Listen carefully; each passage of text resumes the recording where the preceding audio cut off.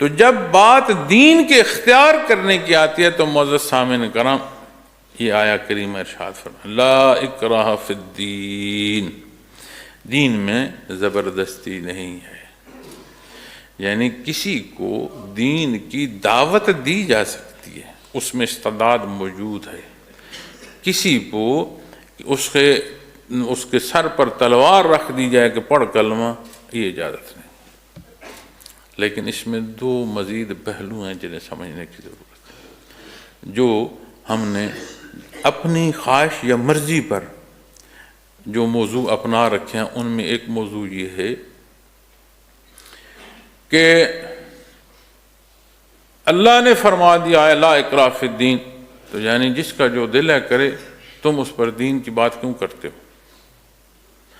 دوسرا پہلو کہ جہاں مسلمان بستے ہیں وہاں بے دینی اور بے عملی اس پر نفاذ قانون کا نہیں ہونا چاہیے، یہ بھی اس کا ذاتی حق ہے، یہ دونوں باتیں درست نہیں۔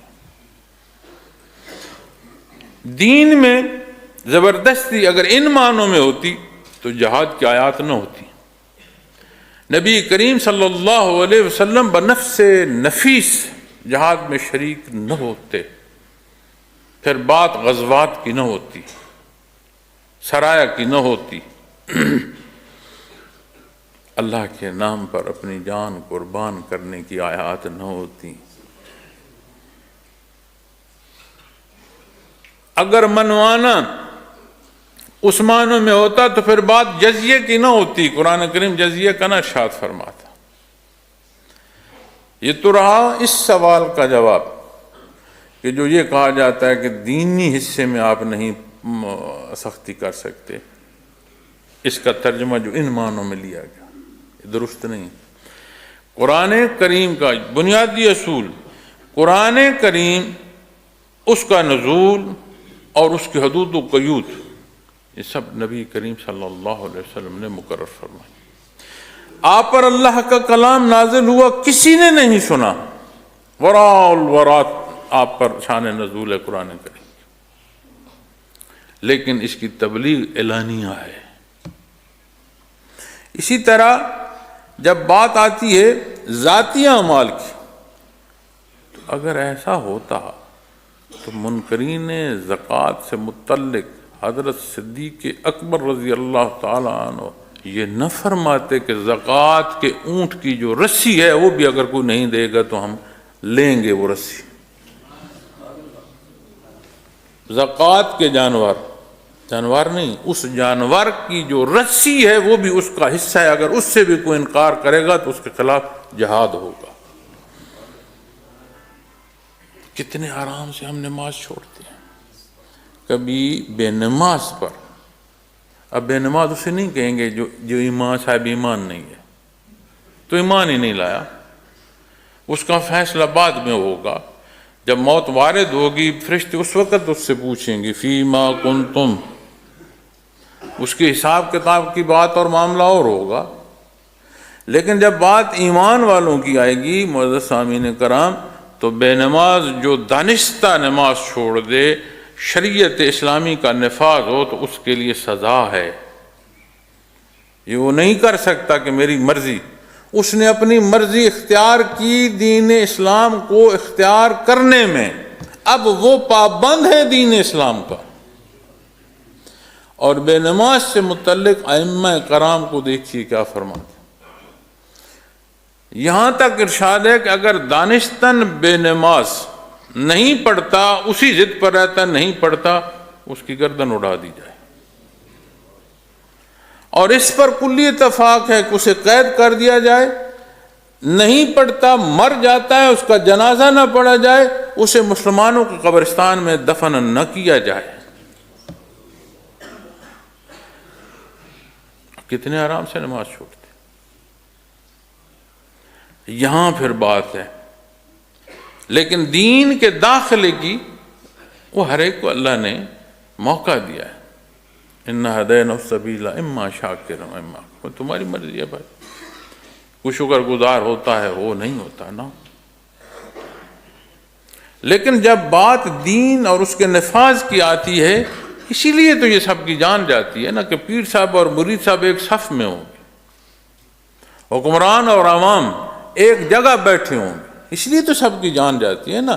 عامت الناس کو تو حصول ہے، جنہوں نے اپنے لیے ایسی جگہ بنا رکھی ہیں کہ وہ اپنے آپ کو الگ مخلوق تصور کرتے ہیں، انہیں محسوس ہوتا ہے اگر دین آ گیا تو پھر تو مساوات ہوگی۔ باہر سے سفیر آیا،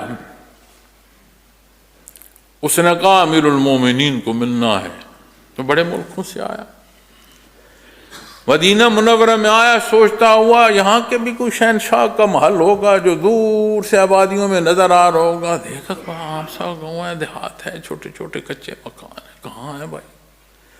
آیا پوچھا تو کہا جی محل تو نہیں ہے، اس طرف ہے امیر المومنین کی رہائش۔ ادھر گیا، نہیں، پوچھا امیر المومنین کہاں؟ انہوں نے کہا اس طرف دیکھو، اس طرف نکلے ہیں۔ آگے گیا تو حضرت عمر فاروق رضی اللہ تعالی ریت پر سو رہے ہیں، جس کھجی کے سائے میں سوئے تھے، کھجور کا تنہ تو چھوٹا ہے نا جی، سورج ڈھلا، وہ سایہ ہٹ گیا، پسینے سے شرابور ہیں، قطرے ریت میں گر رہے ہیں اور سوئے۔ انہوں نے کہا یہ ہمارے امیر المومنین۔ پھر جو آج کا ہمارا حکمران ہے، اسے نظر آتا ہے کہ مجھے اسی طرح دھوپ میں ریت پر سونا جو ہے وہ میرے لیے لازم ہوگا، چاہے جائے کہ میں محلات میں زندگی بسر کروں، خواہشات نفسانی کی تکمیل نہیں کر پاؤں، اس لیے تو یہ بھاگتے ہیں۔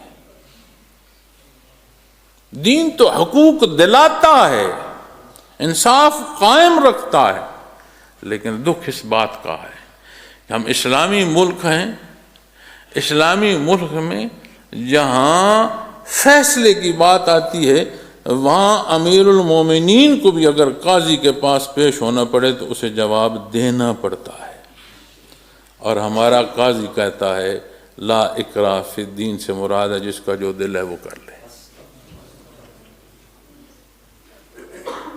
پھر ہم کہتے ہیں ہمارے معاشروں میں امن کیوں نہیں، یہاں سکھ اور سکون کیوں نہیں؟ وہ یہ بھی نہیں سوچتا کہ موضوع آپ صلی اللہ علیہ وسلم کی ذات اقدس سے متعلق ہے،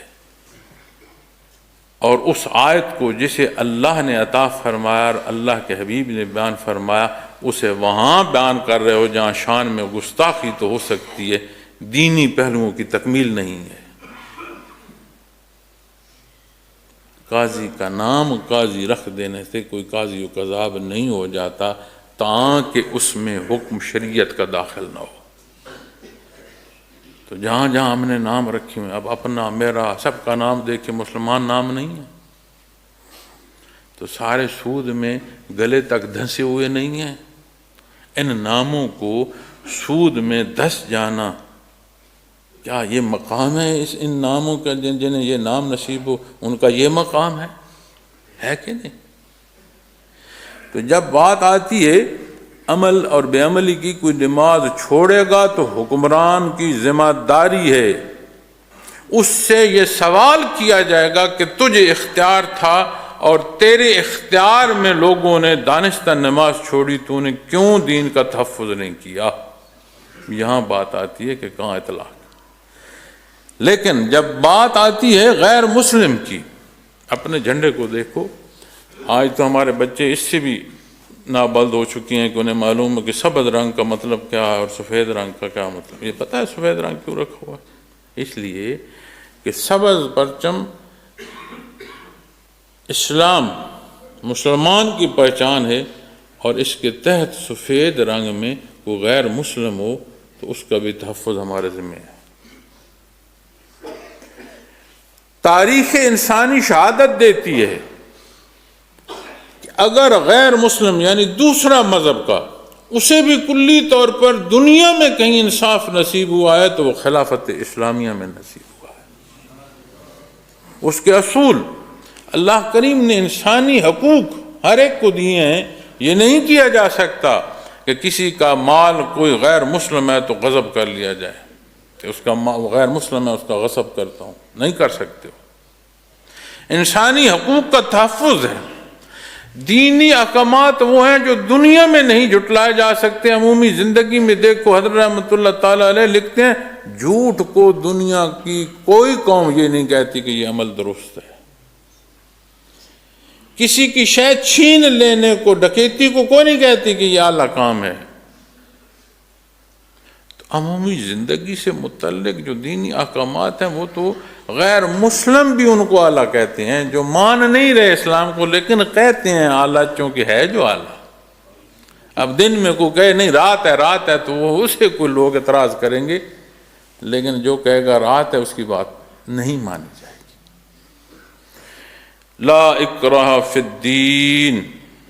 پھر اس کا ایک اور پہلو عرض کرتا ہوں.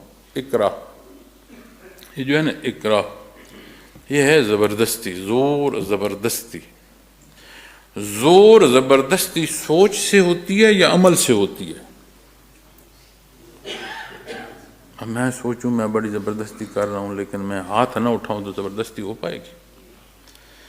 ظاہری پہلوؤں کا، عمل بھی ظاہری پہلوؤں سے ہے، جہاں اطلاق ہوتا ہے وہاں بھی ظاہر پر ہوتا ہے. ایمان کیا ہے؟ ایک کیفیت اور حال. زبردستی کیفیت کو کیسے طاقت استعمال کر پائے گی؟ یہ جو اکراہ ہے یہ وجود پر تو زبردستی کر سکتا ہے، لیکن اللہ نے نہیں مانا کہ کوئی بلند آواز سے کہے میں ایمان لائے اور دل سے نہ لائے، اس کا ایمان قابل قبول نہیں ہے. تو پھر یہ تو سمجھ ویسے بھی آ رہی ہے کہ اللہ کریم نے جو ارشاد فرمایا ہے کہ زبردستی تو کسی پر اسلام نافذ کر ہی نہیں سکتا، کیونکہ ایمان کیفیت ہے. جب تک کہ اس کے دل میں وارد نہیں ہوگی تب تک وہ صاحب ایمان نہیں ہوگا، تب تک وہ مسلمان نہیں ہوگا، تب تک اس کا ایمان مانا نہیں جائے گا. یہ تو معاملہ اللہ اور اس بندے کے درمیان آ جائے گا. تو دلوں کے حال جانتا ہے، پھر وہ تو جانتا ہے.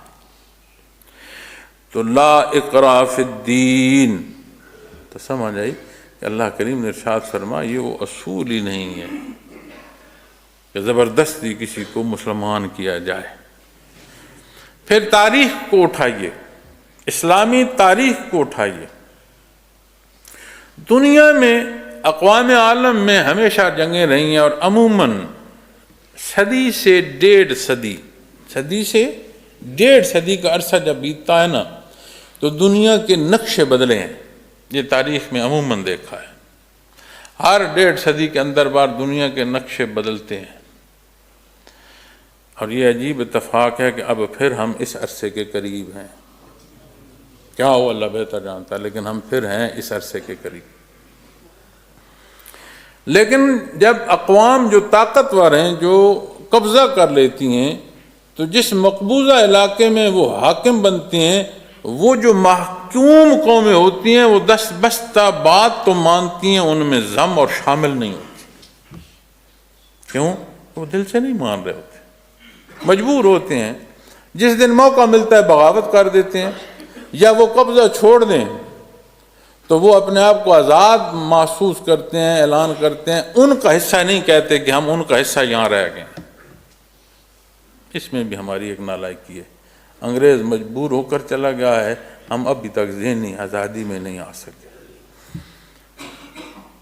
لیکن تاریخ اسلام بتاتی ہے کہ اسلام جہاں تک پہنچا وہاں کے لوگ صاحب ایمان ہو کر خلافت اسلامیہ کا ایسا حصہ بنے کہ وہ اپنی شمشیر اٹھا کر حق کے لیے کھڑے ہو گئے.